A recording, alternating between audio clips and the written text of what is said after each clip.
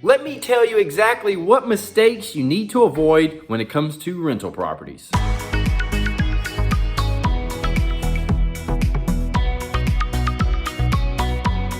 And I like to typically share financial advice with you and investment advice, but what I've been doing recently is preparing a rental property so that I can start making passive income. So to do that, we had to buy new appliances and paint and fix things, update the kitchen and bathrooms, and along the way, I made some mistakes. So I'm gonna share a couple of those with you so that you don't make the same mistakes when you do rental property. And honestly, they tell you to do some of these things before you start doing projects, but I didn't quite listen. I thought they wouldn't have been a big deal, but I'm gonna show you why they are a big deal. And the first thing I wanna share with you is that when you do painting, especially when you're using a paint sprayer, you need to cover stuff. So I didn't, because I was trying to do things quickly. And I said to myself, oh, I could just scrape the paint off. And that's exactly what I had to do. I had to use this knife right here on my hands and knees and manually scrape paint off the hardwood floor.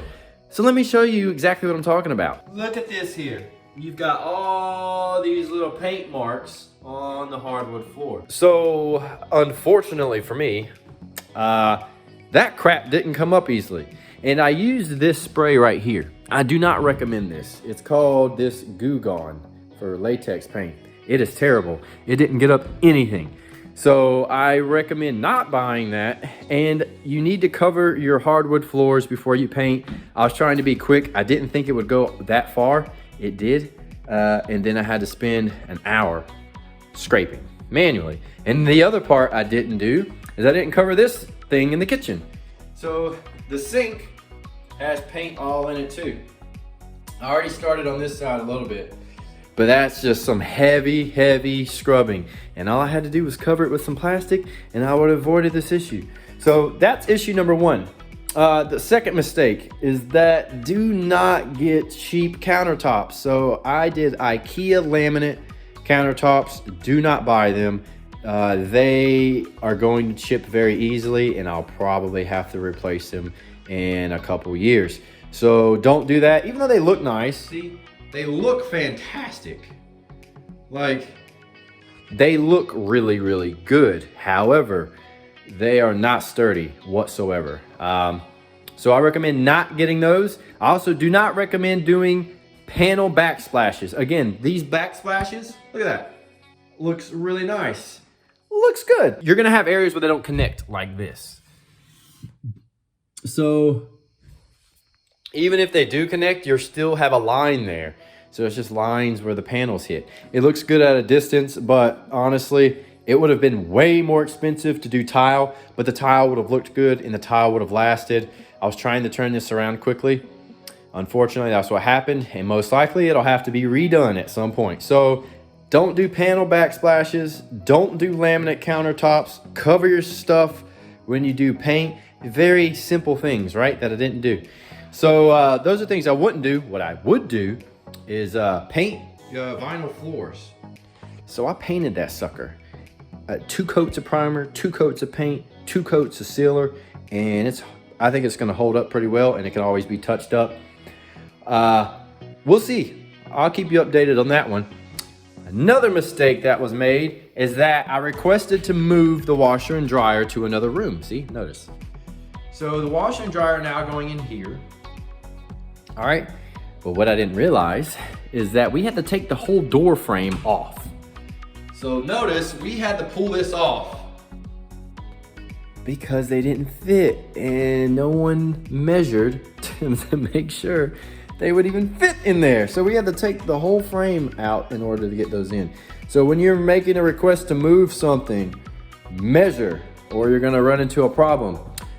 Such as this, I forgot to measure. So I ordered a super nice quartz top, $1,000 Wayfair vanity double sink for this bathroom right here.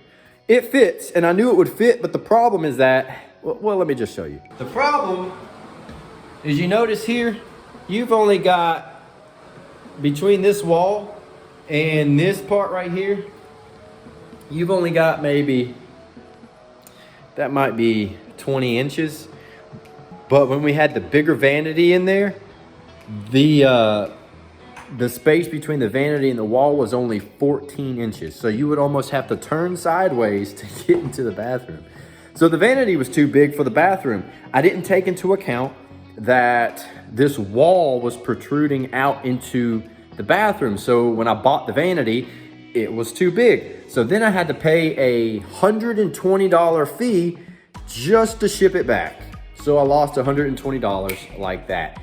Granted, what we did put in here was much cheaper. So all in all, I think I ended up saving money. But it doesn't look as nice, though the vanity was nicer. But at the end of the day, the lesson learned is before you buy something big and expensive, measure twice. So that was another mistake. Another mistake, when you're hanging ceiling fans or when you're really doing anything, read the instructions quickly. Most of the time I don't read instructions, and I've hung ceiling fans before. So, it's really easy, simple. Black to black, white to white, green for ground. You're done, right? Well, these ceiling fans come with a blue wire, and I forgot that you have to attach the blue and the black wires together in order for the light to work. So I put up 3 of these damn things. None of the lights worked, and I had to go back into them and put the black and blue wires together. All I had to do was just, quickly reread the instructions again, and I would have remembered that. But I didn't. So read the instructions. It'll save you about an hour or so of time, depending on what you're doing. So that was a mistake. And now we are to the final mistake here. So remember I said I had painted the kitchen floor, and that was a vinyl floor. Well, there's tile floor in the master bathroom. The master bathroom floor looked like a gym floor, like the tan gym floors from your high school bathroom. That's what it looked like. And so I decided to paint it black. Well, the problem was I didn't prime it. I painted it, and then I put some polyurethane that was not made for floors on top of it, and it got ripped right on up. And so I had to redo it, and I did 2 coats of primer, 2 coats of paint, 2 coats of poly, and it's probably still not gonna hold up, but it was to the point that, I just wanted it done. So I bought bathroom mats once it's dried to then go over it and protect it. So check it out. So it looks good, but I don't know how long it's gonna last. So here's the floor. It's nice and shiny. So that's only 1 coat. It looks good because I didn't want to have to tear all the tile out of the bathroom. That'd have been super expensive. I'm not flipping the house, I'm renting the house. So it doesn't have to be, luxury and immaculate. It just needs to be functional and look nice. So we'll see if that holds up. But other than that, the mistake was that I should have started doing it the right way the first time, or at least just did tile over tile, which is what I did in the shower portion. Had I just did that on the whole floor from the get-go, I'd be done, and I know it would last for a long time. But I didn't do that, and now it's kind of far down the road that I really am at a point I really just don't want to redo it again. But those were the biggest mistakes. God forbid there was nothing terrible that happened. There was just minor things that had to be fixed along the way. But those were the worst mistakes. If you want to call them mistakes, I call them learning lessons, because next time I know how to avoid those issues. So that's what I ran into at the house. Hopefully you don't have the same problems when you get into your first rental or your multiple rentals. I'm sure you figured those issues out by now. So if you got any comments or you have any other pointers, please leave those down in the comments below. Make sure to subscribe to the channel to keep track of how everything's going and how you can either do real estate or get financial and investment advice. And I'll see you guys in the next video.